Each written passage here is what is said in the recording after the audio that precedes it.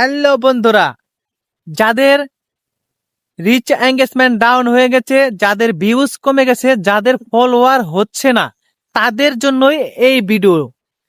1 সেকেন্ডের জন্য video skip করবেন না, ধাক্কা দিবেন না। এই ভিডিও অতি গুরুত্বপূর্ণ, কারণ যাদের ভিউজ কমে গেছে এবং রিচ এঙ্গেজমেন্ট লাল হয়ে গেছে, ডাউন হয়ে গেছে নিচের দিকে, তাদেরকে বলতেছি তোমরা প্রচুর পরিমাণ কমেন্ট করবা। কমেন্টের মাধ্যমে রিচ এঙ্গেজমেন্ট বাড়ে, ঠিক আছে? আর কমেন্ট বক্সে যাদের ভিডিও সামনে পাবা, এদের কমেন্ট বক্সে একটি সুন্দর গঠনমূলক কমেন্টস করবা আর সবাইকে রাব রিয়াকশন দিয়ে যাবা।